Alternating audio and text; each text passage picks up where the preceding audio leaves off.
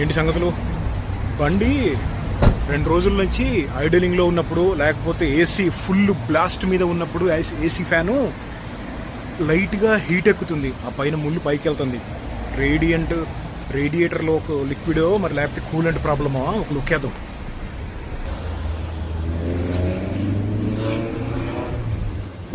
కూలెంటే అయిపోయి ఉంటుంది.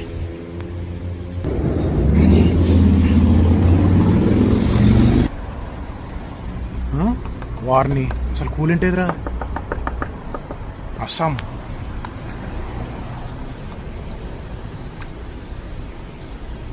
గాలి వచ్చింది, ప్రెషర్ వచ్చింది. అది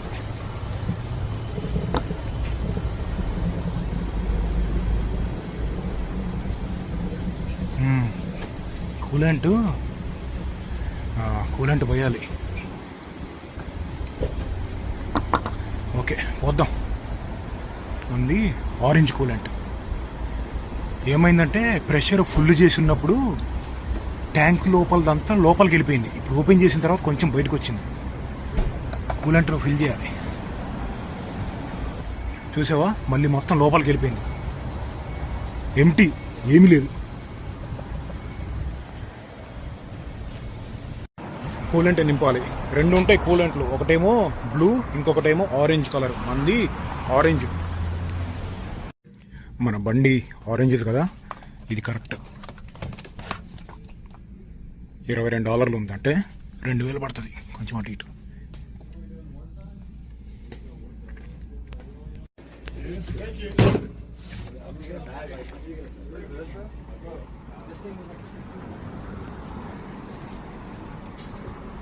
బండి ఎందుకు లీక్ అయింది? కూలెంట్ దానికది ఆవిరైపోదు. ఎక్కడో లీక్ ఉంటేనే తప్ప పోదు. కూలెంట్ లీకేజ్ అనేది కార్లలో ఉన్న మోస్ట్ కామన్ ప్రాబ్లమ్స్లో ఒకటి అనమాట. ఎంటీ, ఏమి లేదు.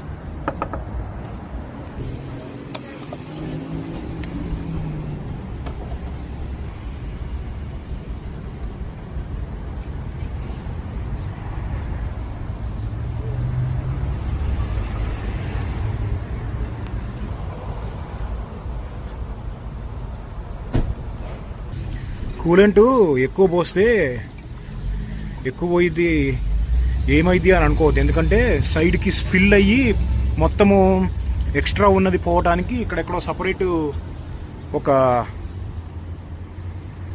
కంటైనర్ ఉంటుంది. అక్కడి నుంచి సేఫ్గా వెళ్ళిపోతుంది అనమాట. ఇక్కడ మ్యాక్స్ లెవెల్ అని చెప్పి ఒకటి ఉంటుంది. ఇదిగో మ్యాక్స్ లెవెల్ అని ఉంది కదా, ఇక్కడికి మించి ఎక్కువ పోయకూడదు అనమాట.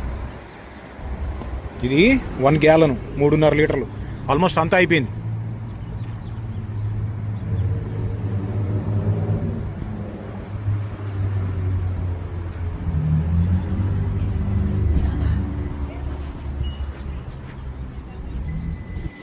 $3.78 లీటర్స్.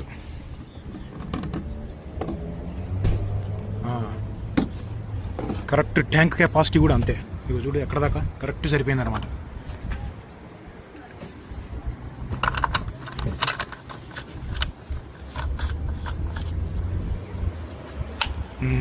క్లిక్ సౌండ్ రావాలి.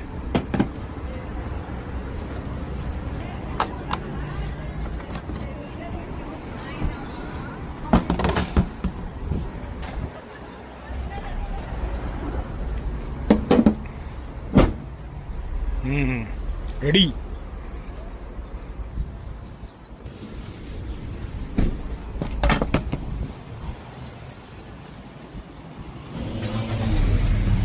స్టార్ట్ చేసి ఏసీ ఫుల్ బ్లాస్ట్ చేసి చూద్దాం.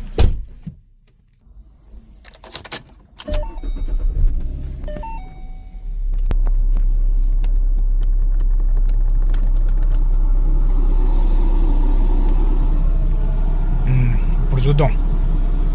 ఇందాక ఏమైందంటే మీడియం దగ్గర నుంచి మెల్లగా పైకి వెళ్తుంది. ఓవర్ హీట్కే. ఒక 2 నిమిషాలు ఇంతే ఉండి చూస్తా నేను.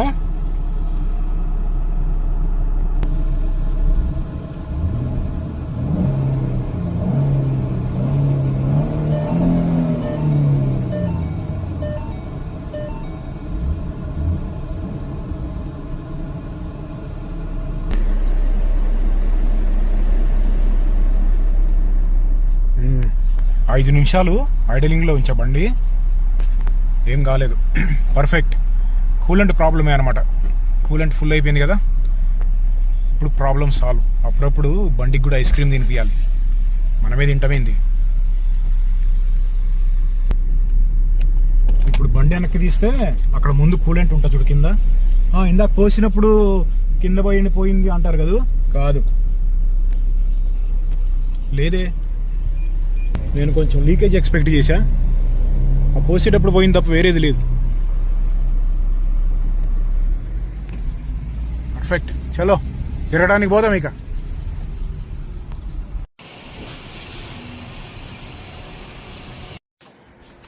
వెళ్ళి నాటుకోడి తెచ్చుకుందాం.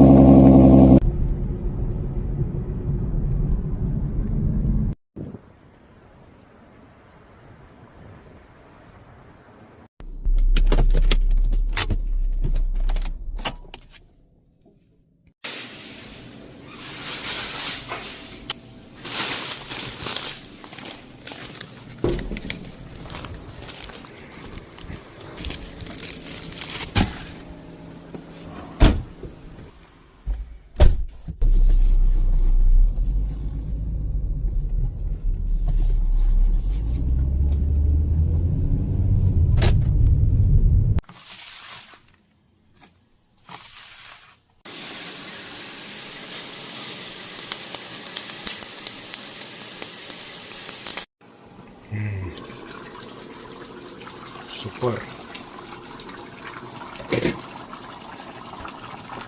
నాటుకోడితో పులుసు పెడితే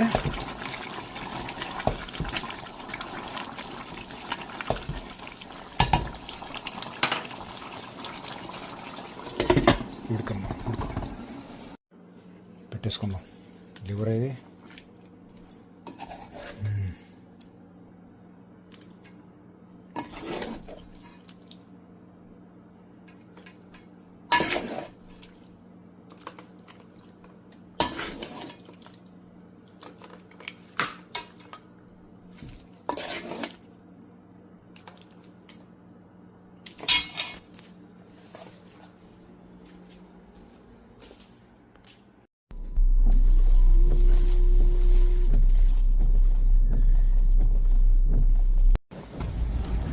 ఈ మధ్య మొన్న నేను పెట్టిన వార్ వీడియోకి వచ్చిన కొన్ని కామెంట్లు చూసా. ఇప్పుడు యుఎస్ ఇరాన్ని అటాక్ చేసింది ఎందుకు అంటే వాళ్ళు న్యూక్లియర్లు తయారు చేసుకుంటున్నారు అని, టెర్రరిస్టులకి సపోర్ట్ చేస్తున్నారు అని. మరి అటువంటప్పుడు పాకిస్తాన్ కూడా టెర్రరిస్టులకి సపోర్ట్ చేసిద్ది కదా, అయినా కానీ యుఎస్ ఎందుకు పాకిస్తాన్ని అటాక్ చేయట్లేదు అని కామెంట్లు పడ్డాయి. చెప్తా వినండి, చాలా సింపుల్. యుఎస్ గనక పాకిస్తాన్ని అటాక్ చేస్తే పాకిస్తాన్ ఇంకా వీక్ అయిపోయింది. అప్పుడు ఇండియాని కంట్రోల్ చేయడం యుఎస్ వల్ల కాదు. పాకిస్తాన్కి ఇండియాకి మధ్యలో ఎప్పుడూ ప్రాబ్లం ఉండాల్సిందే. పక్కలో బళ్ళెంకి మళ్ళీ పాకిస్తాన్ ప్రాబ్లం అనేది ఇండియాకి ఎప్పుడు ఉండాలి. అప్పుడు ఒక రకంగా ఇండియాని కొంచెం కంట్రోల్ చేయొచ్చు అనమాట యుఎస్.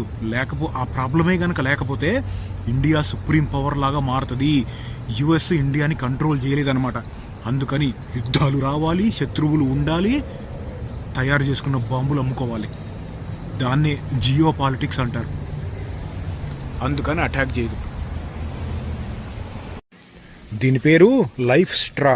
ఇది బయట తిరిగే వాళ్ళు ఎక్కువ వాడతారనమాట. లోపల 3 ఉన్నాయి కదా, 3 ప్యాక్ అనమాట ఇది. ఇప్పుడు బయట తిరిగే వాళ్ళు ఏంటంటే ఇక్కడ కాలువల్లో సరే, నదులు కాలువలు ఎటువంటి దాంట్లో అయినా సరే దీన్ని పెట్టి వాటర్ తాగేయచ్చు అనమాట. 99% బ్యాక్టీరియా, వైరస్, మైక్రో ప్లాస్టిక్స్ని ఫిల్టర్ చేసేసిద్ది. నా దగ్గర ఓల్డ్ వెర్షన్ ఉంది, ఏదో కొత్తగా కనపడుతుంది ఇక్కడ. 4000 లీటర్స్ వరకు ఫిల్టర్ చేసిద్ది అనమాట లైఫ్ టైం. చూడాలి కొత్త దాంట్లో ఇంకా ఏమొచ్చినాయో. ఇక్కడ చూడు, మన ఇండియా నుంచి ఇక్కడికి ఎక్స్పోర్ట్ అయిన టైగర్ రొయ్యలు ఉన్నాయి. ఇది 1 పౌండ్ $14, కిలో $31 పడిద్ది. అంటే $2,900 పడుతుంది కిలో టైగర్ రొయ్యలు. ఇదిగో ప్రోడక్ట్ ఆఫ్ ఇండియా అని రాశారు చూడు. మొత్తం ప్యాకెట్ వెయిట్ ఇది. ఇదేమో పర్ ఎల్బీ. మన ఇండియాలో ఇంత రేటు ఉండవు. అంతేలే, అక్కడి నుంచి ఇక్కడ షిప్ అవ్వాలి, అదంతా ఉంటుంది కదా.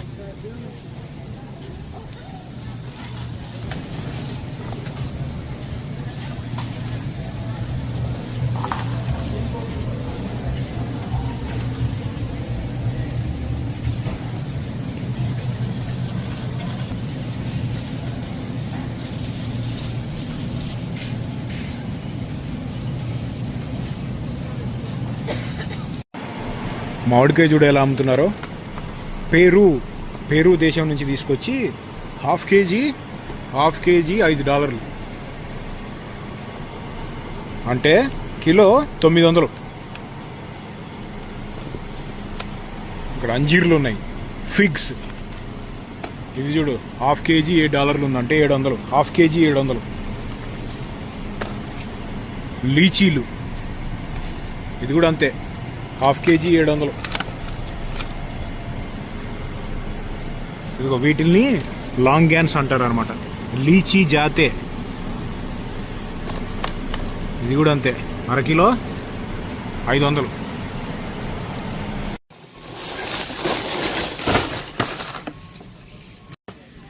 ఇవి బాదం కిలో 900 పడతాయి అన్నమాట. సూపర్ ఉంటాయి taste.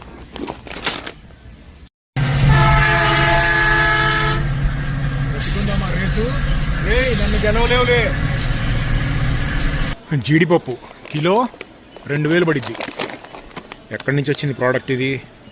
Product of Cambodia, Gaana, Ivory Coast, Vietnam. Processed and packaged in Vietnam. 4 దేశాల్లో నుంచి తీసుకొచ్చారు వీటిని. ఇగో ఫ్రోజన్ న్యూజిలాండ్, ఆస్ట్రేలియా నుంచి వస్తాయి మేకలు. కిలో 800 పడిద్ది అనమాట. ఇందులో సగం కోసి ఇవ్వమంటే ఇరు, మొత్తం కొనేసుకోవాలి. యావరేజ్ 25 LBలు ఉంటుందంట, అంటే 12 కిలోలు ఉంటుంది. కొంచెం అటు ఇటు. ఇదంతా మీట్ సెక్షనే అనమాట.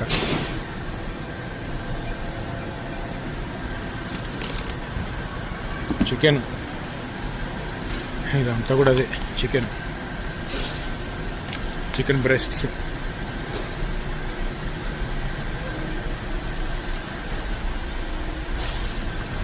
మన దగ్గర పిగ్గు, పందికి వారలు అంటారు కదా, అదే పార్ట్ అనమాట. Belly, stomach part.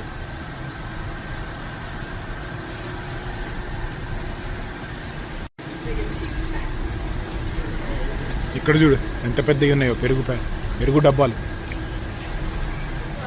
ఉల్లిపాయలు 22 కిలోల బ్యాగు $1000 పడిద్ది, $10.5.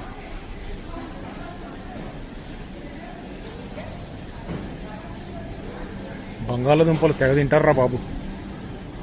ఫ్రెంచ్ ఫ్రైస్, బిర్యానీ ఆకు, ప్రోడక్ట్ ఆఫ్ వియత్నాం అంట. వియత్నాం దేశం నుంచి తీసుకొచ్చారు. 300 గ్రాములు $13 ఉందంటే 1200.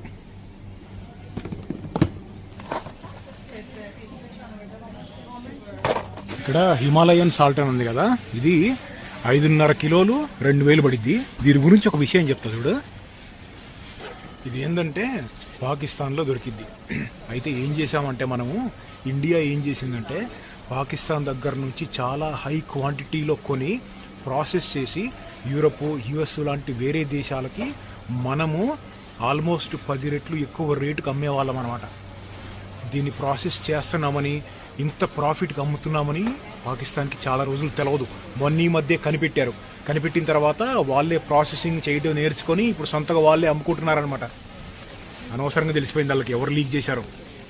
కాఫీ మనం తాగేది ఏదిరా, ఇదే కాఫీ. Spelling KAUPHY. యుఎస్లో ఒకటి ఉంటుంది ఏంటంటే, ఇప్పుడు ఏదైనా పెట్రోల్ బంక్కో ఏదైనా షాప్కో వెళ్ళి ఒక కోక్ కొనుక్కుంటే అది $1.50 అయిందనుకో, వాళ్ళు ఏమంటారు తెలుసా, 150 అంటారు. అంటే 150 కాదు, 1.50 అని.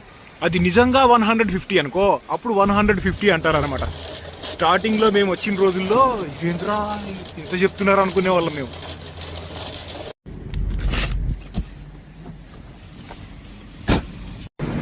అది West Coast Customs, cars customise చేయడంలో ఫేమస్ అనమాట. అప్పుడప్పుడు మన రెంబో సిల్వెస్టర్ స్టాలోన్ వస్తూ ఉంటాడు. విడతీయుటయే న్యాయం కాదు, విడతీసేస్తే వివరం లేదు, రెండేలే రెండు ఒకటేలే, నో వార్, యుద్ధం ముద్దు కాదు. Petrol petrol. ఒక అడ్వాంటేజ్ ఏంటంటే వాన్లో నడుపుతుంటే బండి క్లీన్ అయిపోయింది.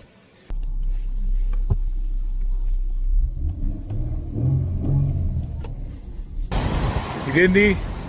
ఓ హైడ్రోజన్, లిక్విడ్ నైట్రోజన్ తీసుకెళ్ళి కూడా అంతే ఉంటాయి.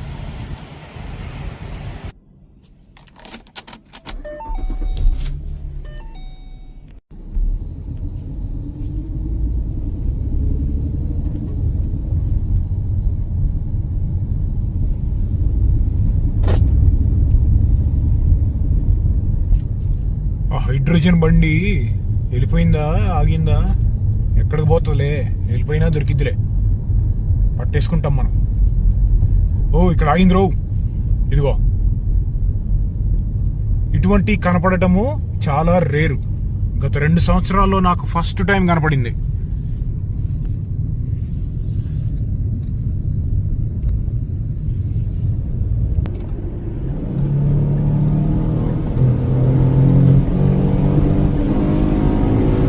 పెట్రోలియం తీసుకెళ్లే ట్రక్కులు చూస్తూ ఉంటాం కదా చాలా మనం. ఇందులో ఎంత పెట్రోల్ ఉంటుంది తెలుసా? యావరేజ్గా 30,000 నుంచి 45,000 లీటర్ల పెట్రోలియం ఉంటుంది. డీజిల్ ఏదైనా కానీ లిక్విడ్. ఒక బండి పక్కన షోల్డర్ మీద ఆగి ఉన్నప్పుడు పక్క లైన్లోకి వెళ్ళిపోవాలి, ఆ లైన్లో డ్రైవ్ చేయకూడదు. ట్రక్ డ్రైవరు సేఫ్టీ స్టాండర్డ్స్ తోటి నడపట్లేదు, ఎట్ట పడితే అట్ట అడ్డందుడ్డంగా నడుపుతున్నాడు ఇందాకటి నుంచి. ఇంకోటి ఏంటంటే రోడ్డు మీద ఎవరైనా సరే జనరల్గా మనకి నచ్చినట్టు నడపరు, వాళ్ళకి నచ్చినట్టు నడుపుతారు. ఎవరైనా ఎలా నడిపినా కానీ సేఫ్టీ ఉండాలి. అది చూడు ఎట్లా వస్తున్నాడో.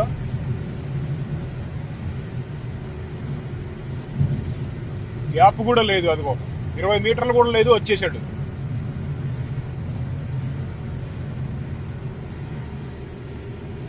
ఇంకో చిన్న ఇసుక తుఫాను, మళ్ళీ చిన్న చినుకులు కూడా లేకపోతే అది ఇంకా పెద్దగా ఉండేది.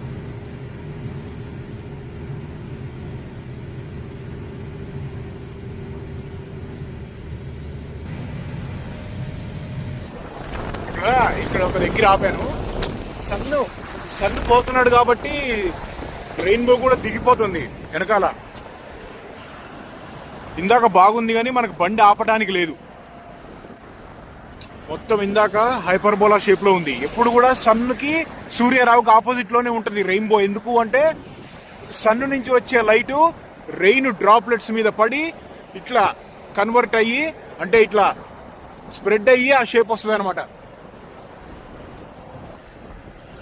రే ఇంకా బాగా కనపడిద్దేమో అనుకున్నా.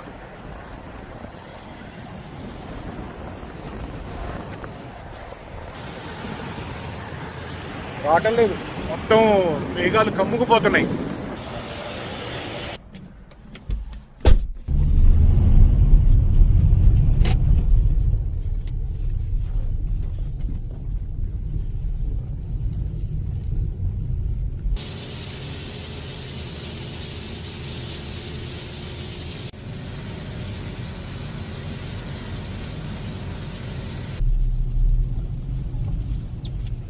ఇక్కడ చూడు ఏముందో, పోర్షా GT3 RS. ఇదేమో మెక్లారెన్.